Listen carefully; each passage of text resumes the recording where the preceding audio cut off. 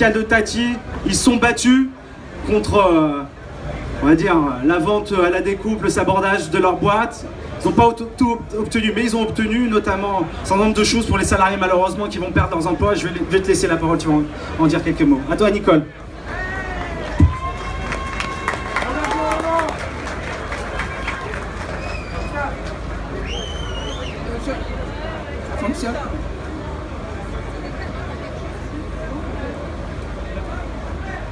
Bonjour, je suis Nicole Cogé, je travaille à Tati Barbès. J'ai été élue par les salariés sans savoir, il y a 4 ans de ça, et puis bien avant, hein, même à l'époque de Tati Développement, j'ai connu l'année 2004, où on a été complètement déstabilisé parce que nous étions Tati Développement, le magasin Tati qui appartenait à la famille Waki. Ça nous est tombé dessus, notre société a été mise en liquidation. Le groupe ERAM nous a achetés. Pendant 14 ans, nous avons tenu bon dans cette entreprise. Au mois de février, on s'est retrouvés en redressement judiciaire. Ça a été un choc, c'était très très dur. Mais on s'est redressé et nous sommes partis. Nous avons lutté, nous avons mené un combat. Aujourd'hui, nous avons une satisfaction, tout en sachant qu'il y a quand même 236 salariés qui sont licenciés sur 1740 et quelque chose. Moi, aujourd'hui, je me dis, grâce à toutes ces personnes qui nous ont aidés, qui nous ont soutenus, les US, les UL, tous les gens qui font partie de tous bords, qui nous ont soutenus, qui nous ont tenus jusqu'au bout. Alors nous avons réussi quand même à sauver plus de 1400 salariés. Et je pense que si on était resté les bras croisés, qu'on n'avait rien fait, au départ c'est ce que voulait la direction, mais on n'a pas cédé. Il y a eu les médias qui nous ont aidés, et je les remercie aussi parce qu'au début il fallait rien dire, il fallait se taire. Alors on ne les a pas écoutés et les médias sont apparus. Aujourd'hui je les remercie parce qu'eux aussi ils ont contribué à le résultat qu'on a aujourd'hui. Et je n'aurais pas assez de mots pour remercier sincèrement toutes les personnes. Voilà, je préfère pas dire vraiment tous les noms des personnes parce que je vais en oublier et je ne tiens pas à en oublier. Alors je remercie sincèrement toutes les personnes qui nous ont soutenus.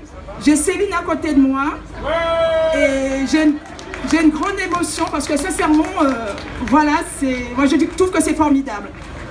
Mais comme on dit, celui qui se bat n'est pas sûr de perdre. Celui qui ne se bat pas est sûr de perdre. Alors, le rôle qu'ils ont voulu jouer, c'est de mettre en avant celui qui ne se bat pas. Et aujourd'hui, je dis non, moi, je me bats. Je me bats pour un résultat, pour sauver les emplois, pour sauver les personnes, parce que derrière les emplois, il y a des personnes. Aujourd'hui, nous avons des collègues, 236, et moi, ça m'arrache le cœur de savoir, bientôt ils vont recevoir leur lettre de licenciement. Bien que nous avons obtenu quand même que ERAM, au départ, la loi Macron permettait à ERAM de ne pas mettre 1 centime dans le plan social. Et voilà, et ça il faut le dire.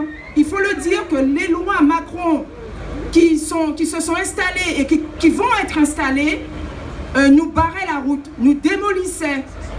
Alors nous avons, avec le combat, nous avons réussi à faire ERAM mettre 1 million d'euros sur la table et que le ministère puisse s'engager à payer, à mettre une somme pour aider les salariés qui vont être licenciés. Alors moi je dis aujourd'hui, il faut se battre contre les lois Macron. Parce que les lois Macron sont là pour détruire les salariés, pour nous démolir. Alors moi je dis aujourd'hui, il faut se battre contre ça. Alors moi, tous les députés qu'on a installés au ministère, alors vous êtes là pour nous aider, pour faire le travail, pour vous battre pour nous. Alors c'est important.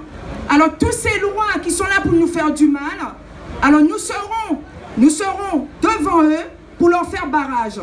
Et je dis qu'il faut s'entraider, il faut tenir le coup, il ne faut pas céder. Et on ne cédera pas. Et merci beaucoup, merci, je vous remercie. Et nous allons mener un combat et nous n'allons pas céder. Aujourd'hui, je me suis dit, je ne me suis pas battue pour rien, avec l'aide de toutes les personnes, et on continuera. Merci beaucoup. Merci Nicole, une battante, ce qui me donne l'occasion aussi de remercier la presse. Parce que sans la presse, on n'aurait pas eu un certain nombre d'informations sur ce qui se trame dans les couloirs du pouvoir. Je vais passer maintenant la parole à un copain de la CGT Énergie. Cédric Cousin. Bon, bonjour, moi je vais vous faire un petit rappel là, pour ce qui se passe chez nous dans l'énergie, donc dans les industries électriques et gazières. Anciennement un beau fleuron qu'on appelait EDF-GDF. Donc nous on s'est beaucoup mobilisé pour la première édition de la loi travail, malgré un renouvellement dans nos effectifs de beaucoup de jeunes. On a vraiment fait un gros mouvement, grosse mobilisation contre la loi travail. Suite à ça, derrière, nous on a rebondi avec nos problématiques, on va dire locales de chez nous, hein, la démantèlement des entreprises, la fermeture des accueils physiques EDF, des suppressions de postes chez Engie, tout le statut qui est mis à mal et qui va être descendu par les tauliers. Donc on a fait des actions, on avait marre des actions, les jeunes avaient marre des actions, on va dire classiques, donc on est parti sur des actions qui allaient coûter aux tauliers. On a appelé ça les mardis de la colère, on est parti sur un gros cycle où tous les mardis on faisait des actions sur site ou sur l'outil de travail qui allait coûter aux tauliers. Ça leur a fait très mal, très mal. Suite à ça, on a eu une petite avancée, c'est juste, enfin des broutilles, hein, une petite prime, enfin des broutilles quoi. Ensuite, dernièrement, là, on avait eu des informations nous, sur les ordonnances de Macron qui nous avaient été remontées. On a communiqué assez rapidement avec le personnel, forte mobilisation en intersyndicale. On a fait remonter à notre fédé.